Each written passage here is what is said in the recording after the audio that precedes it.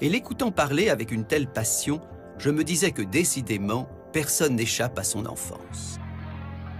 Car c'est ici, au Maroc, à Tanger, que Jean-Luc Mélenchon a vu le jour. Tanger, un nom de ville qui trouve des échos dans le monde entier.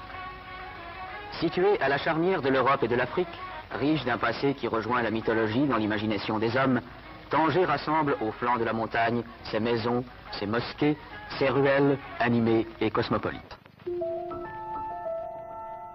Son père, Georges, était receveur des postes et sa mère, Jeanne, institutrice. À la génération d'avant, les Mélenchon étaient espagnols et italiens. Eh oui, le petit Jean-Luc avait un grand-père paternel qui s'appelait Antonio Melanchon et sa grand-mère maternelle se nommait Caserta. Pendant 11 ans, les Mélenchon ont vécu heureux, au carrefour de 2 continents, dans cette ville où le monde entier semblait s'être donné rendez-vous. Et 50 ans plus tard, l'enfant sage qu'il était à l'école n'a pas oublié ce bonheur passé.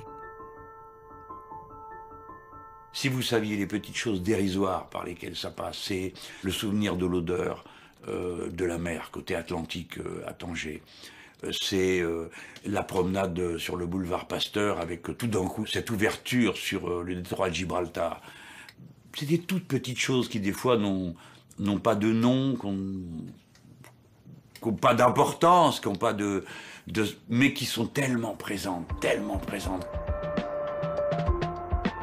Or voilà, en 1962, patatras, tout bascule.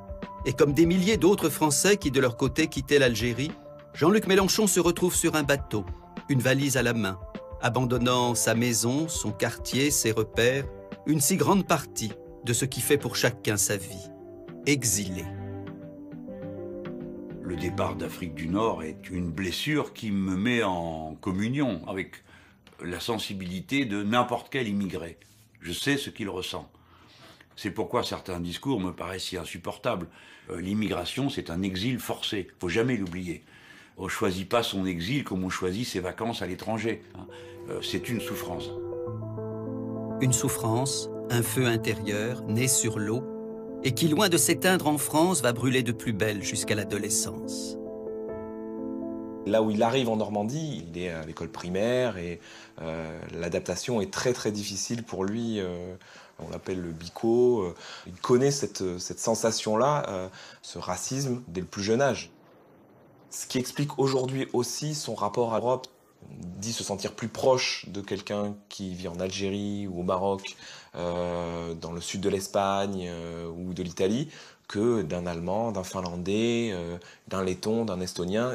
Ça joue aussi sur son rapport culturel à ce que doit être l'Europe pour lui aujourd'hui.